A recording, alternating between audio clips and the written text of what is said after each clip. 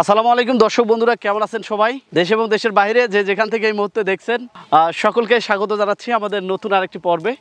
দর্শক, একবারে মাঠে থেকে কথা বলছি। আমার আশেপাশে ছাগল ভরপুর দেখতে পাচ্ছেন। এই ছাগল পালন করতেছেন পাবনা সুজানগরের এক শিক্ষিত উদ্যোক্তা শাকিল ভাই। তিনি বিগত কয়েক বছর যাবৎ দেশীয় জাতের ছাগল বাণিজ্যিকভাবে লালন পালন করে লাভবান হচ্ছেন। আমরা আজকে তার মাঠে একবারে চলে আসছি, যে মাঠে তিনি একবারে ন্যাচারালি দেশীয় উপায়ে ছাগলগুলোকে খাওয়ায় যেভাবে লালন পালন করতেছেন সেটি দেখানোর জন্য। এই যে এগুলো প্রত্যেকটি দেশীয় জাতের ছাগল মাশাআল্লাহ। আপনারা জানেন যে বর্ষার মৌসুম এখন, এই মৌসুমে আসলে দিনের একটা ভাগ বৃষ্টি হচ্ছে, আবার রোদ হচ্ছে, আবার বৃষ্টি হচ্ছে। এই সময় আসলে দেশীয় ছাগল পালন করা খুবই কঠিন। আবার গ্রামের দিকে যদি আপনারা খেয়াল করেন, গ্রামে কিন্তু দেশীয় ছাগল গ্রামগঞ্জে এইভাবেই পালন। ব্ল্যাক বেঙ্গল ছাগল আমাদের দেশের সাথে মানানসই।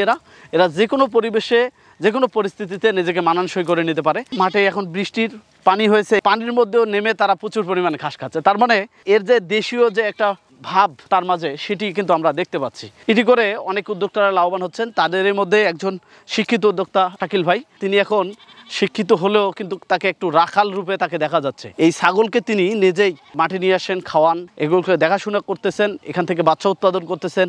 এই ছাগলগুলোকে দেশের বিভিন্ন প্রান্তের উদ্যোক্তাদের হাতেও তুলে দিচ্ছেন। সব মিলে সেই উদ্যোক্তার গল্প আজকে আবারও আপনাদের জানাবো, এবং কিভাবে দেশি ছাগলগুলো লালন পালন হচ্ছে। এই যে গ্রামীণ পরিবেশে ছাগলগুলো খাচ্ছে মাঠে, এতে তার খরচ কতটা কমে আসতেছে, এই ধরনের পরিবেশে খাওয়াতে তার কোনো সমস্যা হচ্ছে কিনা, ছাগলগুলোর কোনো সমস্যা হয় কিনা, বর্ষা বাদলের দিনে ছাগলের পরিচর্যাটা তিনি কিভাবে নিচ্ছেন, এই বিষয়গুলো আজকের পর্বে জানার চেষ্টা করবো। আশা করছি যারা দেশীয় ছাগল প্রেমী রয়েছেন, যারা দেশীয় জাতের ছাগল পালন করতেছেন, তারা ভিডিওটি না টেনে পুরোটি দেখার চেষ্টা করবেন। তাহলে দেশি জাতের ছাগল পালন সম্পর্কে বিস্তারিত তথ্য জানতে পারবেন। চলুন শুরু করা যাক।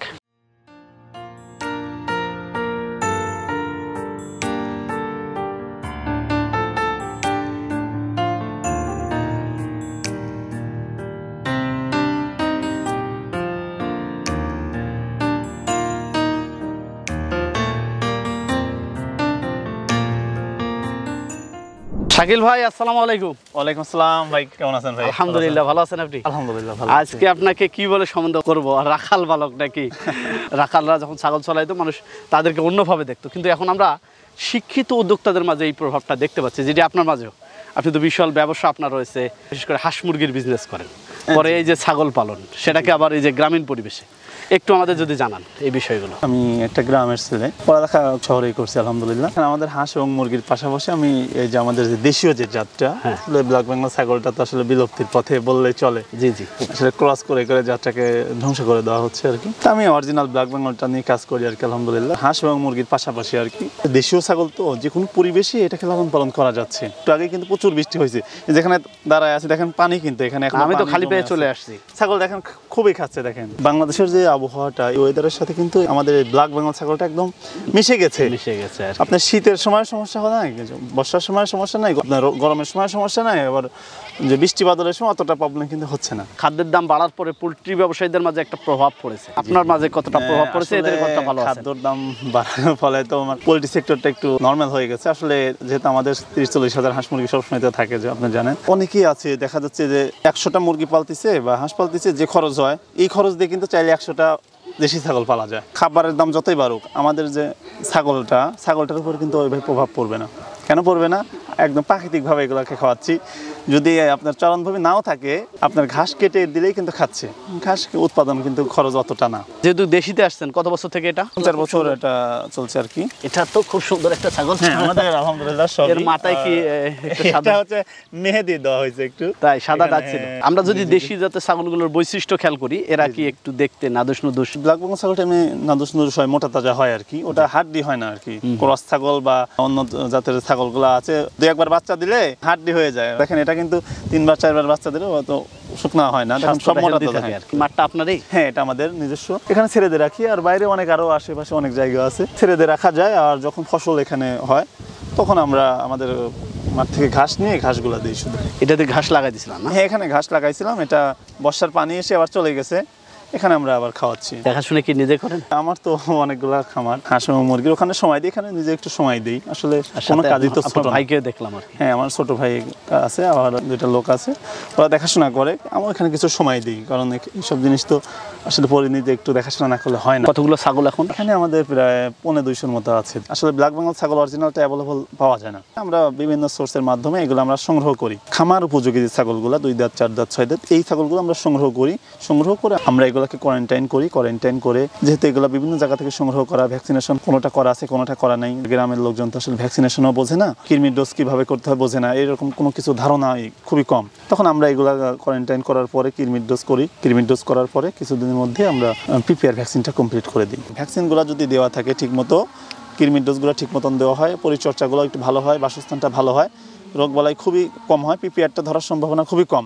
ভ্যাকসিন যদি দেওয়া থাকে, পিপিআরটা যদি হয়েও যায়, পিপিআরের কয়েকটা স্টেপ আছে, ধাপ আছে, এটা 3টা ধাপ আছে। প্রথম ধাপে যখন ঠান্ডা বা জ্বর আসবে, তখন যদি আপনি বুঝতে পারেন, তখন আপনি বুঝতে পারেন বলতে বুঝতে হবে, আপনি যদি খামারি হন বুঝতে হবে যে আমার ছাগলের জ্বর আসছে বা ঠান্ডা। ওই সময় আপনি ট্রিটমেন্ট দিলে পিপিআরের লাস্ট ধাপের আগেই আপনি এটাকে সুস্থ করে ফেলতে পারবেন। সঠিক বাসস্থানে রাখতে না পারার কারণে আমরা যেটা খেয়াল করি যে পিপিআর রোগের আক্রমণটা বেশি হয়।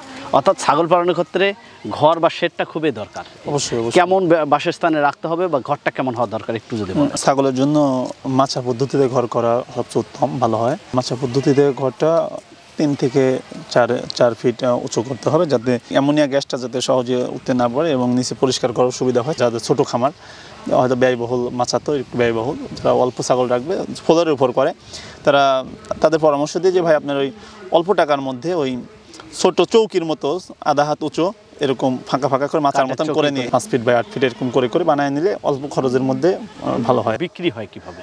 আমাদের তো খাবার কেনা লাগে না আলহামদুলিল্লাহ। আমাদের খরচ কিন্তু খুবই কম হচ্ছে। একটা ছাগলের পিছনে 2 টাকা 3 টাকা, সর্বোচ্চ 5 টাকার মধ্যে হয়ে যাচ্ছে। একটা ছাগল যদি 2 মাস 3 মাস রাখি আমাদের এখানে থাকার পরে দেখা যাচ্ছে যে যেহেতু কৃমির ডোজ কমপ্লিট করা আছে, আমরা কিছু ভিটামিন ইউজ করি, ছাগলের তখন গ্রোথটা একটু ভালো হয় আর কি। যে ছাগলগুলো 1 মাসের গাভিন ছিল সেগুলো 3 মাস 4 মাস হয়ে যায়, ওয়েট বেড়ে যায়। যে ছাগলগুলো গাভিন ছিল না, এখানে হিটে আসছে 1 মাস 2 মাসের গাভিন হয়ে যাচ্ছে, এই ছাগলগুলো আমরা দেখা যাচ্ছে 18 কেজি কিনলাম, 20 কেজি 22 কেজি কিন্তু ওয়েট গেইন করতেছে। তার মানে 3-4 কেজি ওয়েট আমরা এক্সট্রা পাচ্ছি। আমরা 480 টাকা কেজি বডি ওয়েটে ছাগলগুলো বিক্রি করি আর কি। দেখা যায় 2 মাস 3 মাস রাখার পর একটা ছাগল থেকে 2 KG 3 KG 4 KG weight gain করতেছে। এখান থেকে আমাদের একটা ভালো একটা বেনিফিট আলহামদুলিল্লাহ আসতেছে। এই ছাগলগুলো আসলে কারা কেনে? ব্ল্যাক বেঙ্গল ছাগল বিষয়ে তো আসলে অতটা ঢোল পিটানোর প্রয়োজন হয় না, কারণ বাংলাদেশের মানুষ জানে যে ব্ল্যাক বেঙ্গল ছাগলটার কি গুণাগুণ।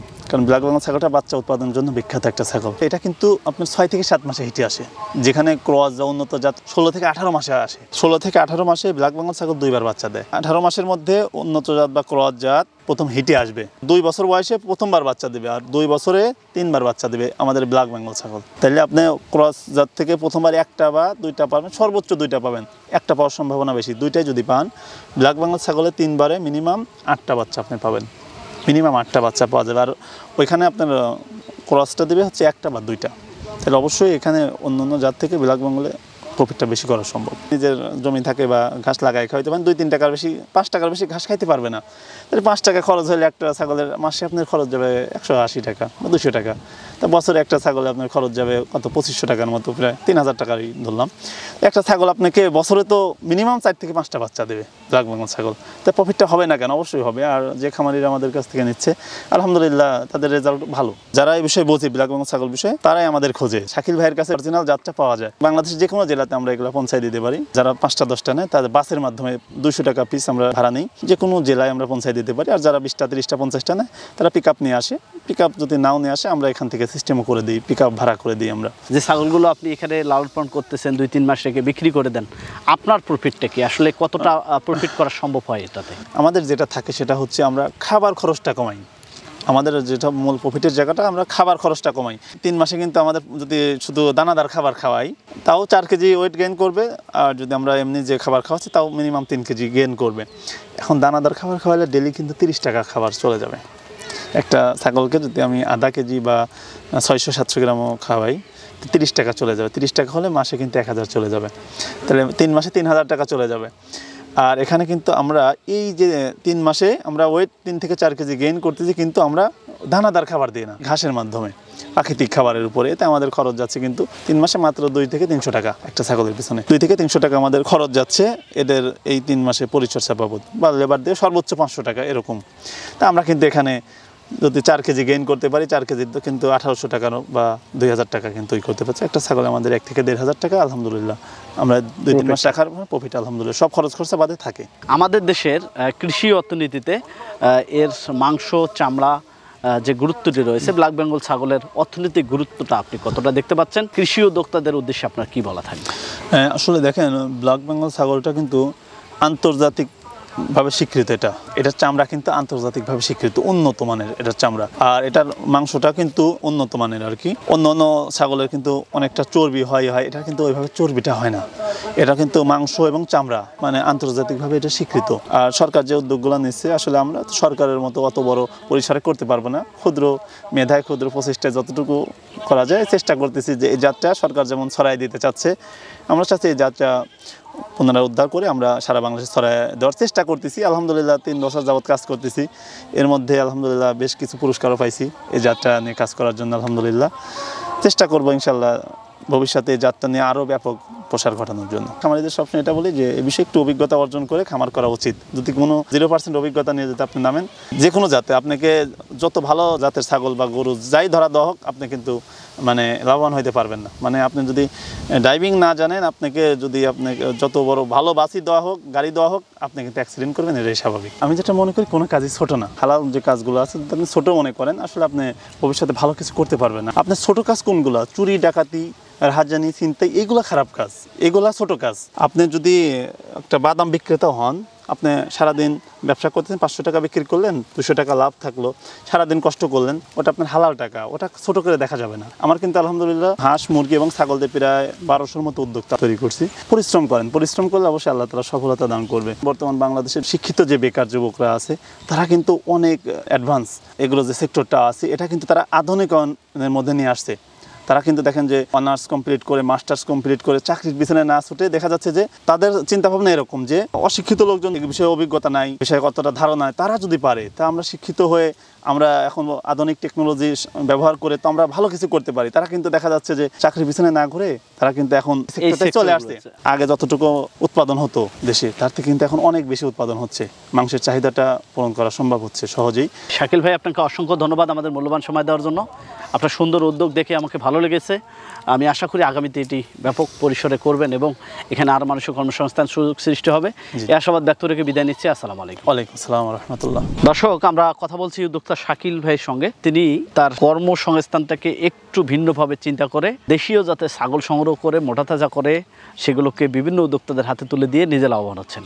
এর পদ্ধতিটা হচ্ছে তিনি এই ছাগলগুলো গ্রামের বিভিন্ন জায়গা থেকে সংগ্রহ করে এগুলোকে রেখে দেখাশোনা করে ভ্যাকসিনেশন দেয়, খাদ্য খাওয়াচ্ছে ন্যাচারালি, খাদ্য খরচ কমায়, মাংসটা উৎপাদন করে এগুলোকে সুস্থ সবল করে খামারিদের মাঝে তুলে দিচ্ছেন। এতে করে তিনি লাভবান হচ্ছে, ছড়িয়ে যাচ্ছে এই জাতটি দেশের বিভিন্ন প্রান্তে। দর্শক, সরকারিভাবে চেষ্টা করা হচ্ছে এই জাতটিকে সংরক্ষণে নিয়ে এর উৎপাদন বাড়ানোর। কারণ আপনারা জানেন যে দেশীয় জাতের ছাগলগুলো আমাদের দেশের সাথে টেকসই হয়েছে, মানানসই হয়েছে, সব ধরনের ওয়েদারে এটি লালন পালন করা যায়। আজকে সারাদিনে বৃষ্টি ছিল, আমরা সারাদিন অপেক্ষা করেছি তাদের সাথে কথা বলার, কিন্তু একটা পর্যায়ে দেখা গেছে তারা এই ছাগলগুলোকে বিকালে যখন বৃষ্টি থেমে গেছে মাঠে ছেড়ে দিচ্ছে। পর্যাপ্ত তারা ক্ষুধার্ত ছিল, সারাদিনে ঘাস খেতে পারেনি। মাঠে ছেড়ে দেওয়ার সাথে সাথে তারা প্রচুর পরিমাণে ঘাস খাওয়ার জন্য ব্যস্ত হয়ে পড়েছে এবং প্রচুর পরিমাণে ঘাস খাচ্ছে এবং এখানে পানি জলাবদ্ধ অবস্থায়ও তারা একটুও ভয় করতেছে না। তার মানে দেশের ওয়েদারের সাথে যে তারা সেট হয়ে গেছে তার একটি উদাহরণ। দর্শক, আপনারা যারা এই সেক্টরে কাজ করতে চান, আমি মনে করি একটু দেশি জাতের ছাগলগুলোর লালন পালন পদ্ধতি সম্পর্কে জেনে বুঝে যদি শেড ব্যবস্থাপনা, খাদ্য ব্যবস্থাপনা, ভ্যাকসিনেশন এই সিস্টেমগুলো জেনে যদি আপনারা শুরু করতে পারেন, আমি মনে করি যে আপনাদের কর্মসংস্থানটি সম্প্রসারণ হবে, আপনারা লাভবান হবেন। দর্শক, এই ছিল দেশীয় জাতের ছাগল পালন নিয়ে আমাদের আজকের এই প্রতিবেদন। আপনাদের আশেপাশে সফলতার গল্পগুলো আমাদের জানিয়ে দিন। আমাদের সাফল্য কথা টিম চলে যাবো আপনাদের কাছে। ধন্যবাদ সবাইকে।